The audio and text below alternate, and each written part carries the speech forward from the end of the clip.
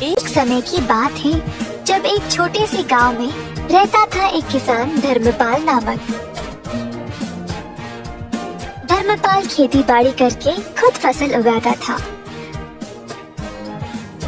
उसके पास कुछ पशु भी थे, जैसे मुर्गी, सूअर, बकरा और एक बड़ी सी गाय जिसको वो बहुत ज्यादा पसंद करता था। गाय से उसको काफी प्यार था क्योंकि वह हर रोज बहुत सारा दूध देती थी। धर्मपाल की कमाई ज्यादातर गाय के दूध से ही मिलती थी, तो वो चाहता था कि गाय हमेशा स्वस्थ रहे। एक दिन जब धर्मपाल खेत में काम कर रहा था, उसका बेटा रोते हुए उसके पास आया। बापू, बापू, जल्दी आइए। क्या हुआ बेटा? गैया बीमार हो गई शायद, जमीन पर पड़ी है और अजीब आवाजें निकाल रही है, दूध भी नहीं दे रही है। किसान और उसका बेटा तुरंत घर की ओर गए तो देखा कि गैया बहुत कमजोर लग रही थी। जब दूध निकालने की कोशिश की तो दूध भी नहीं निकला। किसान बहुत ही परेशान हो गया। अगर यह दूध नहीं देगी तो मैं क्या करूँगा? बिना दूध के ये तो बेकार है मेरे लिए। हर बार इसके लिए दवाई और देख रेख करने का समय नहीं है मेरे पास। कुछ न कुछ करके इससे छुटकारा ही पाना पड़ेगा। किसान को लगा कि अब गाय ठीक नहीं हो पाएगी, तो उसको खड़ा करके वन की ओर चलाते गया। गाय ने बहुत दूध दिया और अब वह उसके लिए बेकार हो चुकी थी।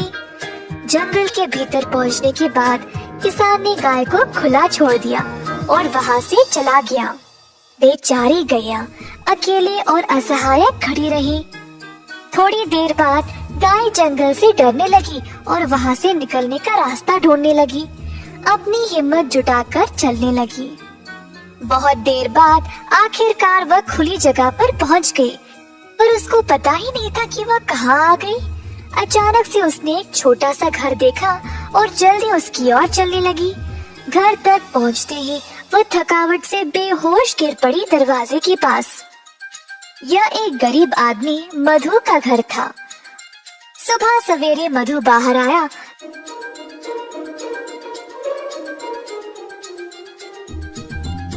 तो उसने गैया को अपने दरवाजे पर देखा।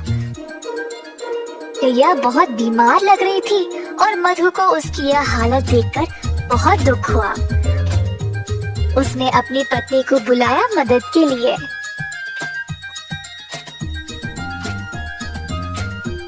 ओ सुनती हो, यह बेचारी गैया बहुत बीमार है, इसका ख्याल रखना पड़ेगा। मेरे पास थोड़ा सा घास और चावल है जो यह खा सकती है। मधु ने जो कुछ थोड़ा सा खाना था वो ले आया और गैया के सिर पर गीला कपड़ा रखा। मधु और उसकी पत्नी ने बहुत दिनों तक गैया का ख्याल रखा और धीरे धीरे गैया की हालत बेहतर होने लगी। जल्द गाय अपने आप चलने लगी। मधु गैया से बातें करता था, रोज उसको खिलाते हुए। गैया को भी मधु से बहुत लगाव हो गया। एक दिन जब मधु घर के बाहर सफाई कर रहा था, गैया उसके सामने आ गई। अपना पैर जमीन पर पटका और मजबूती से खड़ी हो गई। पहले मधु को समझ नहीं आया, फिर उसको लगा कि शायद वो दूध देना चाहती है। मधु ने एक मटका लाया और गाय से दूध निकालने लगा। इतना सारा दूध देकर मधु खुशी से झूम उठा। जल्दी वह अपनी पत्नी को दिखाया। देखो क्या हुआ आज, गौ माता ने दूध दिया है। हम इसको बेचकर अच्छा पैसा कमा सकते हैं।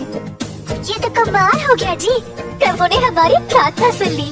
ठीक है, आप जल्दी बाजार जाइए और इसको बेचकर पैसे ले आइए। आज रात हम घर पे दावत करेंगे। तो मधु गया बाजार और दूध बेचकर अच्छा पैसा कमाया।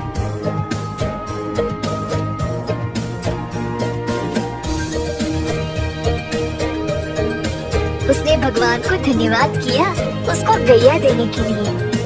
मधु दूध बेचने लगा और जल्द अपने शुद्ध दूध के लिए मशहूर बन गया। गाँव वालों को अब केवल उसी का दूध चाहिए था, जिसके लिए अच्छी रकम भी दिया करते थे। इस बात की खबर धर्मपाल तक पहुंच गई।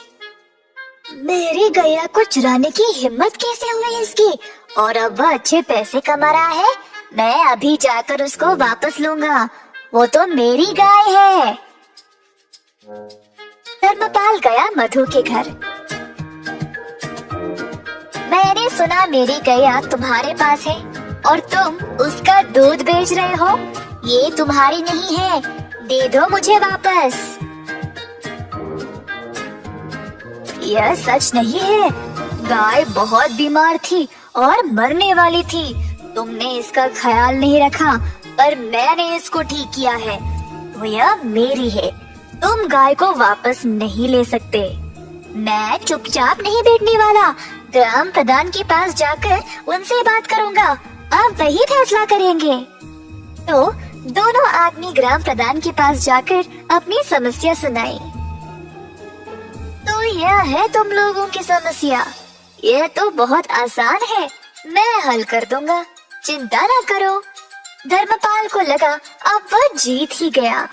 उसको पता था कि वही गाय का असली मालिक है, तो बस उसी का नाम सुनने का इंतजार करता खड़ा रहा। तुम दोनों गाय के दाएं और बाएं खड़े हो जाओ। तो दोनों इसी प्रकार गाय के आजू बाजू में खड़े हो गए। कुछ देर तक सब चुपचाप थे। अचानक से गाय अपनी जगह से हिली और मधु के पास आकर खड़ी हो गई। अतः ग्राम प्रधान ने यह निर्णय लिया कि गाय मधु की ही है, क्योंकि उसी ने उसको प्यार दिया और उसको अच्छे से ख्याल रखा। अब गैया ने अपना मालिक खुद चुना है, तो मैं इसकी इच्छा टाल नहीं सकता। मधु, ले जाओ अपनी गाय को। मधु बहुत खुश हो गया और गैया को अपने घर ले चला। धर्मपाल निराश होकर पछताने लगा कि उसने गैया को पहले जाने ही क्यों दिया था। इस कहानी से हम यह सीखते हैं कि कठिन समय में अपने वरदान को ऐसे ही जाने ना दें। आपके पास जो है उसको हमेशा महत्व दें।